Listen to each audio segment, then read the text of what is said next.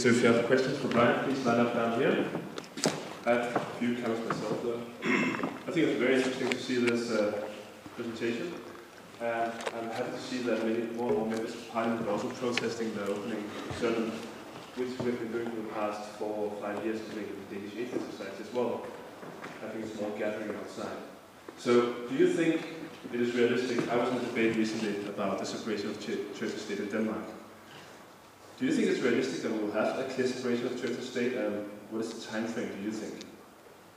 I think it is realistic as well as it is has been in Sweden for about 10 years ago, but I think the time frame for a split between church and state in Denmark is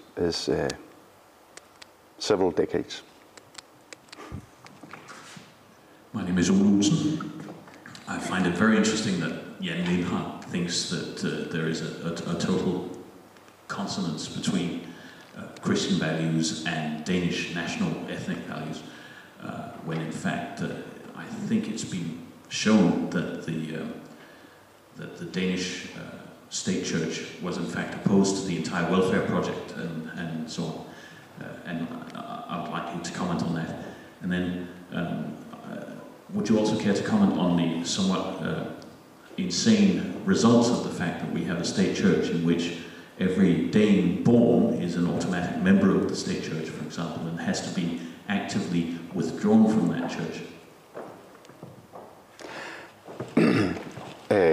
Yes, I think Jan Lindhardt's thoughts are, in this context, very provoking, but I think that many Lutherans in Denmark see it like Jan Lindhardt does. And not only Lutherans, but also politicians elected to the Folketing. See the church and the evangelical Lutheran church and the evangelical Lutheran ideas as very much in line with the constitution and the Danish values.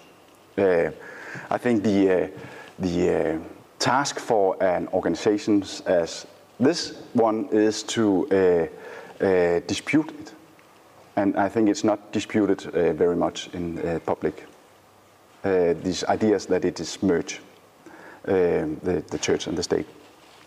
The problem with the membership of the Danish Lutheran, the Danish Church, is one that politicians rather not want to do anything about, because if you change the system and make it, and you have to actively be part of it when you are grown up, many members would fall out of the church, and they see that as a problem. So I don't think they will change it at all, although it is a very strange system. Just one brief comment. You do not automatically become a member because you're born. You have to be baptized. You have to be baptized. For instance, I'm not a member. Yeah. Our son is not a member because we're baptized. But and about 80% is member of the church in Denmark. Actually withdrawing from the church, which we're happy about, of course. But in essence, I view the Danish state church and the way it's being managed as discriminatory and probably against international treaties that Denmark is a member of. And I think for the Danish Atheist Society, that is something that we definitely need to pursue. And one last comment is that we actually have a number of people who have paid the tax to the church without ever having been a member, because they just wrongly became registered as members, and they have huge problems getting out of that because they're not a member, so they cannot withdraw from the church, but they still pay the tax and so on and so forth. But we're fighting that.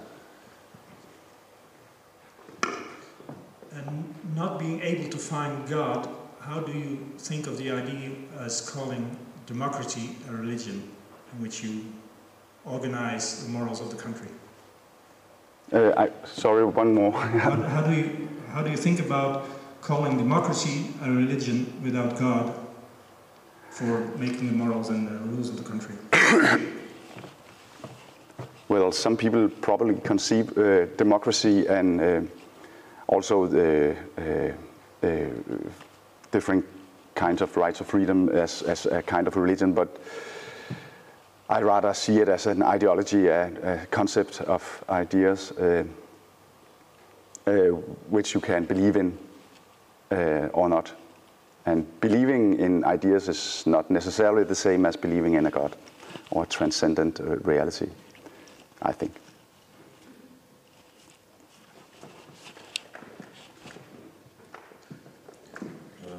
Denmark is arguably one of the least religious countries in the world, along with Holland and possibly Japan.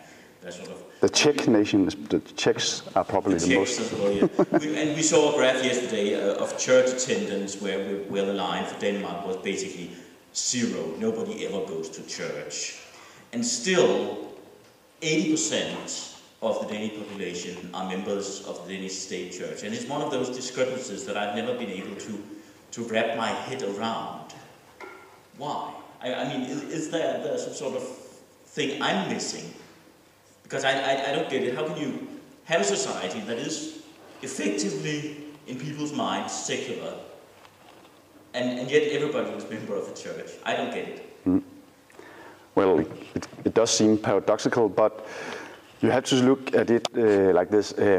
80% of the population right now has been baptized in some part of their life.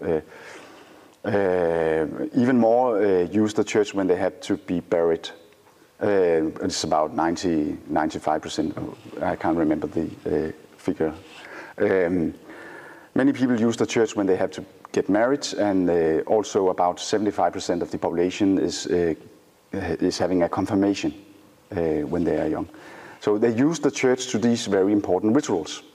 And these important rituals actually define their belonging to the church. Also for these people who does use the church.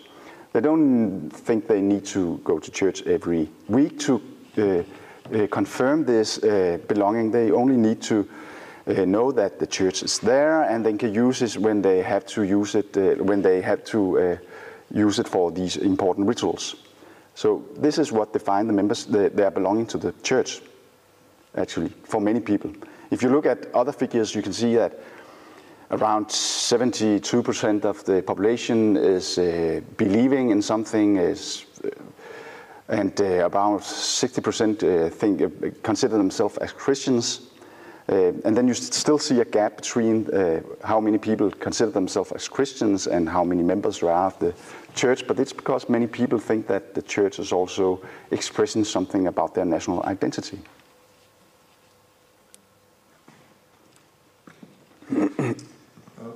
Thanks for a very interesting talk. I knew very little about the situation in Denmark. I thought it was more similar than it is to the situation in the UK, where we also have an established church. Well, actually, we have more than one, because there's a different one in Scotland and none of them in Wales or Northern Ireland. But it sounds like the Danish church is in a more powerful position, a near monopoly of religious influence. And I wonder if you get what we now have in the UK, maybe quite possibly we don't, which is the leaders, often of course self-appointed, of non-Anglican Christian sects and of minority religions, lining up with the leaders of the established church in order to push things through or to block reforms to do with non-discrimination and so forth. Yeah, actually you see that more and more in Denmark, and especially religious minorities are finding together to try to influence the political agenda, but also with the state church. And you actually see that. And the state church has also made kind of forums for different kind of religious groups where they come together and discuss ethical problems, ethical questions of different kinds, and try to talk with one voice. About the relation of religion and state, where do the Danish people like to marry rather with more love? Is it the church marriage or is it the state marriage? I don't know how it's done here. Since the beginning of this decade, there have been more marriages at the city council, but it's very narrow.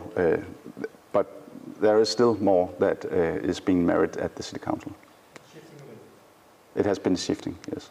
But actually, it's not that number is not that interesting. The most interesting part is that less and less are getting married and living together without being married in Denmark. That's the interesting point. That's the interesting case.